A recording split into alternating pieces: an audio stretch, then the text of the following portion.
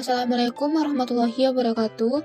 Baiklah, berikut ini merupakan tugas proyek dari mata kuliah pengembangan praktikum biologi sekolah dengan dosen pengampu Ibu Yosi Laila Rahmi MPD. Kami dari kelompok 11 dengan anggota Nadia Farha Salsabila dengan NIM 20031086 dan Salah Jamadul Kirana dengan NIM 20031101. Nah, di sini kami akan membahas mengenai virtual laboratory pada kelas 11 dengan materi sistem pencernaan manusia dengan KD 3.7 dan KD 4.7. KD 3.7 yaitu tentang menganalisis hubungan antara struktur jaringan penyusun organ pada sistem pencernaan dalam kaitannya dengan nutrisi, bioproses, dan gangguan fungsi yang dapat terjadi pada sistem pencernaan manusia.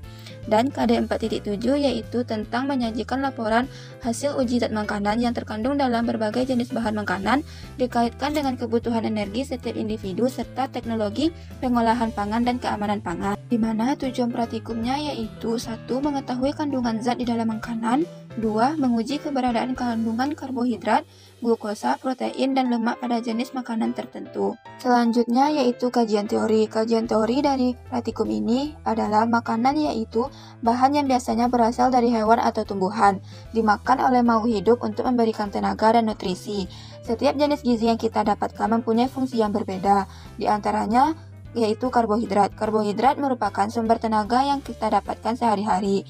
Salah satu contoh makanan yang mengandung karbohidrat adalah nasi, roti, dan lainnya. Selanjutnya ada protein. Protein digunakan oleh tubuh untuk membantu pertumbuhan kita, baik otak maupun tubuh kita. Salah satu contoh sumber protein yaitu tempe. Selanjutnya ada lemak. Lemak digunakan oleh tubuh kita sebagai cadangan makanan dan sebagai cadangan energi. Lemak akan digunakan saat tubuh kekurangan karbohidrat. Dan lemak akan memecah menjadi glukosa yang sangat berguna bagi tubuh kita saat kita membutuhkan energi. Salah satu contoh lemak yaitu margarin. Berikut ini adalah virtual laboratory yang kami buat untuk memenuhi tugas proyek. Happy watching! Baiklah, di sini kita akan membahas uji makanan untuk amilum, glukosa, protein, dan juga lemak. Sebelum kita melakukan simulasi uji makanan, terlebih dahulu kita harus mengetahui alat dan bahan yang akan digunakan. Ini dia alat dan bahan yang wajib teman-teman siapkan. Nah, setelah itu, mari kita lakukan uji zat makanan pada bahan-bahan yang telah kita siapkan. Baiklah, yang pertama kita akan melakukan uji amilum. Larutan yang dibutuhkan untuk melakukan uji amilum adalah lugol atau kalium iodida. Lugol itu sendiri digunakan untuk menguji apakah suatu makanan mengandung karbohidrat atau tidak. Untuk mengetahui makanan tersebut mengandung karbohidrat atau tidak, ketika makanan yang kita tetesi oleh larutan lugol berubah warna menjadi kehitaman atau biru kehitaman, maka makanan tersebut mengandung karbohidrat. Perlu kita ketahui, semakin menghitamnya warna dari zat makanan tersebut, maka semakin banyak kandungan dari karbohidratnya itu sendiri. Baiklah, mari kita siapkan bahan makanan yang akan diuji pada uji amilum kali ini. Yang pertama ada roti, tempe, putih telur, pisang, dan juga kemiri.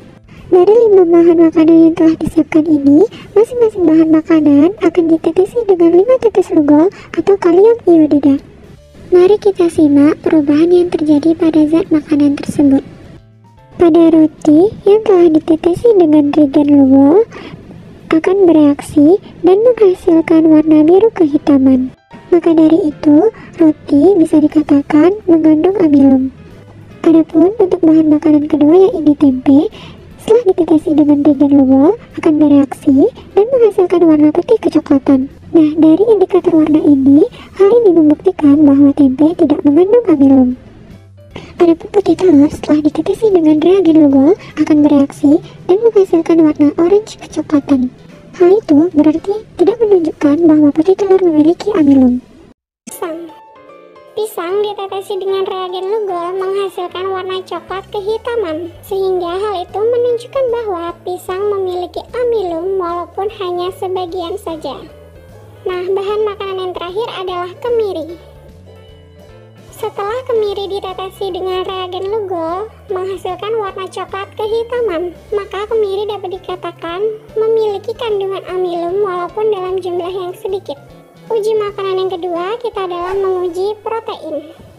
Nah, pada uji protein ini, larutan yang dibutuhkan adalah bioret. Apabila bahan makanan itu mengandung protein, maka setelah bereaksi dengan bioret akan menghasilkan warna ungu atau warna lembayung. Bahan makanan yang kita gunakan sama seperti dengan uji amilum. Namun, kelima bahan tersebut terlebih dahulu kita gerus, kemudian kita masukkan ke dalam tabung reaksi.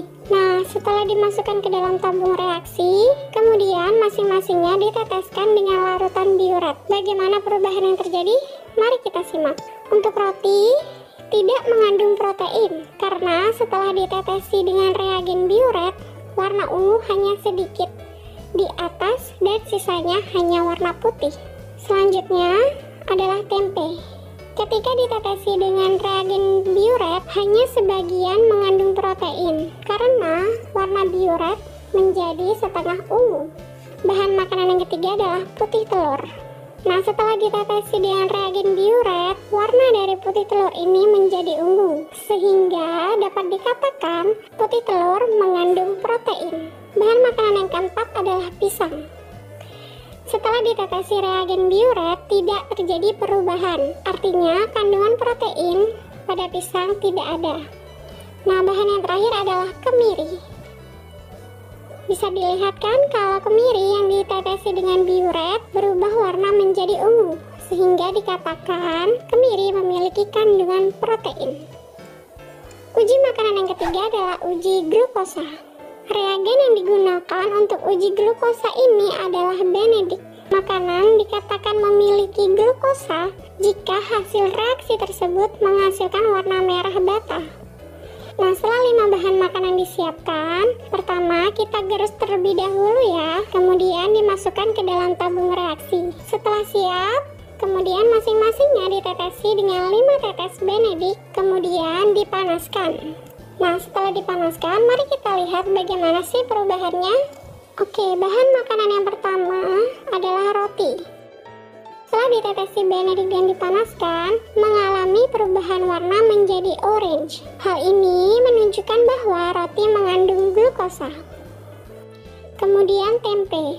Saat kita tetesi dengan larutan Benedict dan kita panaskan, terjadi perubahan warna yaitu agak orange.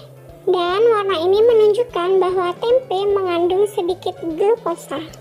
Bahan makanan yang ketiga adalah putih telur.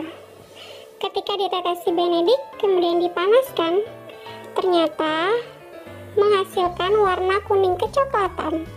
Hal ini menunjukkan bahwa putih telur mengandung sedikit glukosa. Nah, untuk bahan yang keempat adalah pisang. Setelah diberi larutan Benedict kemudian dipanaskan, terdapat perubahan warna menjadi coklat kehitaman. Maka dari indikator perubahan warna ini dikatakan pisang tidak memiliki kandungan glukosa. Kemudian uji bahan makanan yang terakhir adalah kemiri. Nah, kemiri ini berubah menjadi coklat gelap setelah ditetesi dan dipanaskan. Hal ini menunjukkan kemiri tidak memiliki kandungan glukosa. Uji yang terakhir adalah uji lemak. Nah, pada uji lemak ini kita hanya membutuhkan kertas buram dan juga bahan makanan. Nah, pada uji lemak ini kita menambahkan satu bahan makanan yaitu adalah margarin atau mentega. Kenapa sih untuk uji lemak ini kita menggunakan kertas buram? Hal ini disebabkan karena kertas buram mudah menyerap air atau minyak, sehingga cocok untuk pengujian ini. Jika terdapat noda transparan, maka bahan tersebut mengandung minyak. Semua bahan makanan yang sudah kita siapkan dioleskan secara terpisah di atas kertas buram yang telah kita sediakan. Nah, kertas buram yang sudah dioleskan oleh beberapa bahan makanan, kemudian didiamkan sampai kering. Oke, setelah dilakukan simulasi uji lemak, maka kita dapat mengetahui urutannya ya, yaitu urutan pertama yang memiliki kandungan lemak terbanyak adalah margarin. Karena pada margarin memiliki kandungan lemak ketika margarin dioleskan pada kertas buram dan meninggalkan noda transparan. Yang kedua adalah roti. Roti yang dioleskan pada kertas buram meninggalkan noda transparan. Kemudian pisang.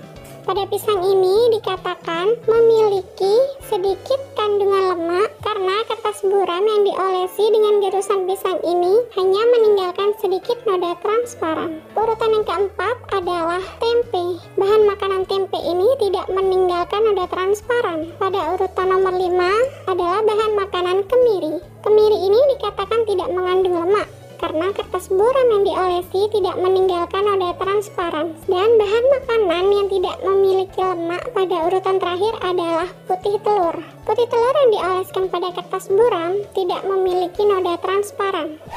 Berikut ini adalah tabel energi atau kalori terhadap bahan-bahan praktikum. Selanjutnya ada diagram energi atau kalori terhadap karbohidrat, protein, dan lemak berdasarkan usia. Sekian virtual laboratori dari kelompok kami, semoga bermanfaat. Wassalamualaikum warahmatullahi wabarakatuh.